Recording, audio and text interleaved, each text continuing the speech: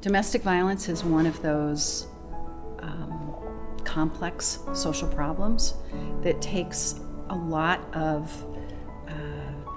systems and resources and services sometimes to really provide effective intervention. There typically isn't any one resource or one system that can address all of the needs that a family who has experienced domestic violence may need. So by bringing all of us together under one roof, the hope is that we're really going to reduce barriers for victims being able to touch resources. I think before the center, I think as advocates, we had a great deal of pressure, feeling like we have to know everything because we might be the one person that the survivor talks to. So we really need to have all of our ducks in a row. And now I think a lot of that is relieved knowing that, if I don't know the answer, I know some people that do, and I have good relationships with those people. Right. That do. We can be experts in the things we're meant to be experts in and rely on other organizations to be experts in what they're experts in, and that survivors are going to get excellent support wherever they go. Exactly. Though we work in this field, victim advocacy, it's very silo. We don't know that someone could be working with someone else, and we don't know how that would work. But at the same time, we're also wary of can they work with this person, or how are they treating them? There's almost this doubt. But when you have cultivated that relationship and you're like, I can trust when I send a referral to this agency that they can treat my survivor or the victim with dignity and respect, that they have that cultural responsiveness, that they understand that if there's a language barrier, they can connect with me or have someone there ready to be an interpreter and understand that those are the needs.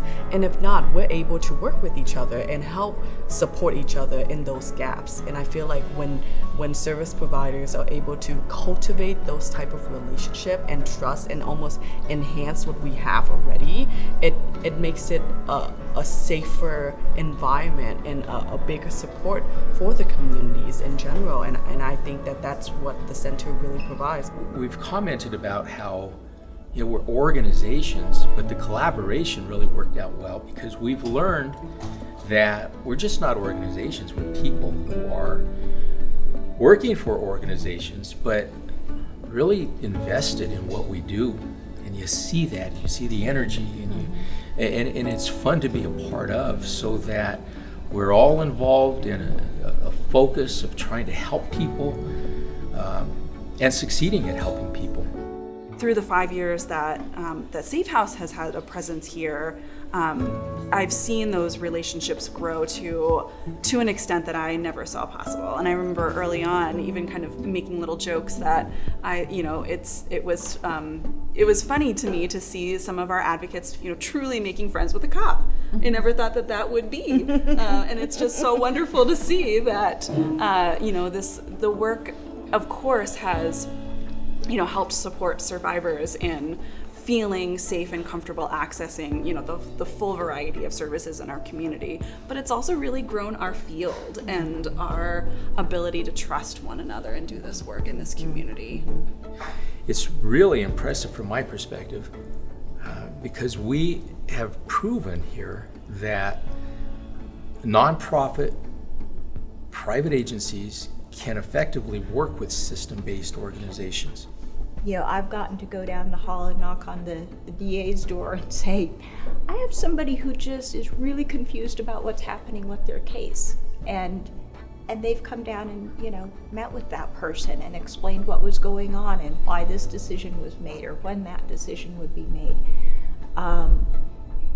Those are the things that, I know in my heart from there on, that person will at least know that they mattered enough that this person who's, in this big office on the system side of things came down and took the time to answer their questions and meet with them. And that's going to be a powerful difference in them feeling like they can reach out. Whatever the situation looks like, whatever happens, that's something that will always be with them.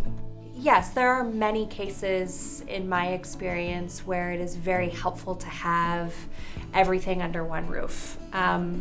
I had an attempted murder case a couple of years ago where having this building to be able to meet with our victim, with a detective to do an interview, and then connect her with resources at the same time was incredibly important.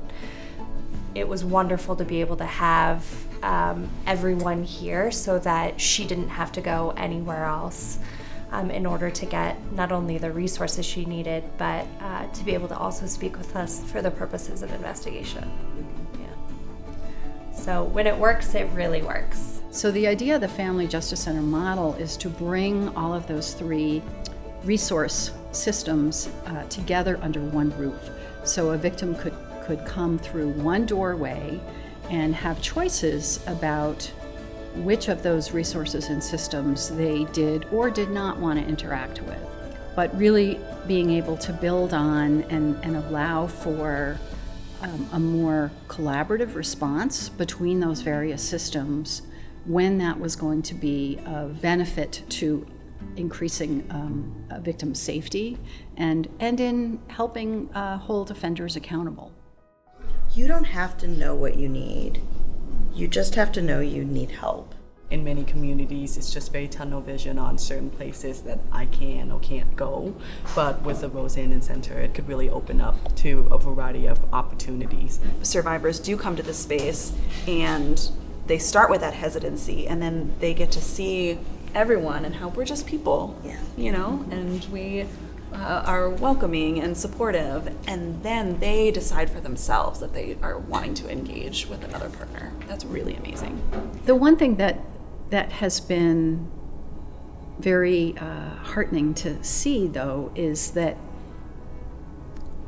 I think victims find that this is a safe sense of community for them, and that they can be here, and many are surprised to see that there's a whole community of service providers that are here to offer support and help and resources that they never knew existed before they walked through the front door. Since I've been at Rose Andom Center, it's been so nice to be able to just take the time, and that hour or 2 hours is for that patient to tell me whatever she wants to tell me, and in a safe place, and someone that will believe her, and just deal with the visit's all about her.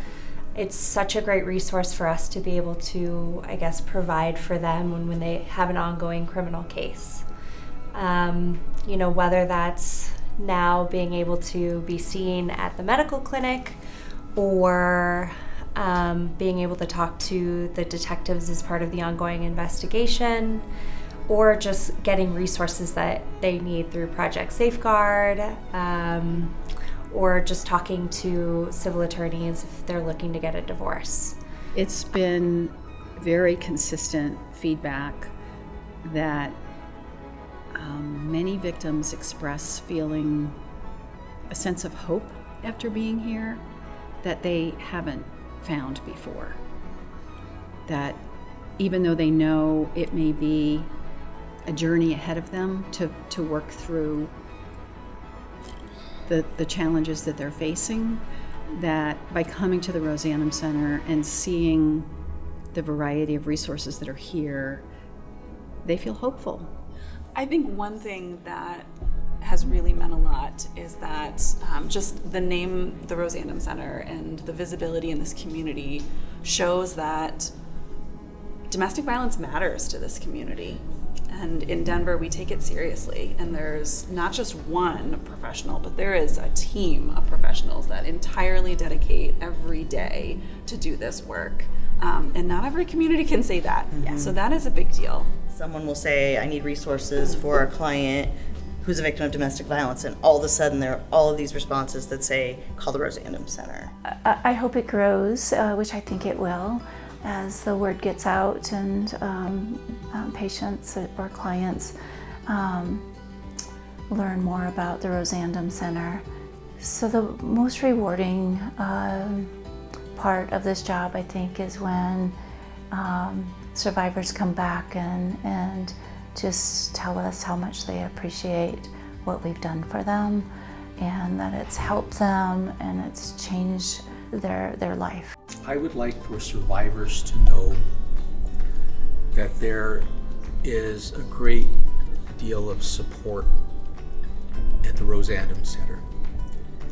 There are people here that care about them.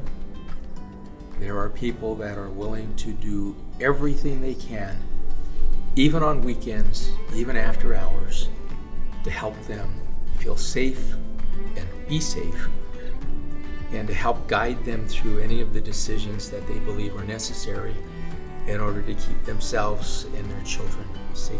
I hope that we work ourselves out of a job. I think that's always Yes. the hope in this field, right? Is that Yes. someday we get to close our doors and we say, done. Yeah. Domestic violence is solved, no more.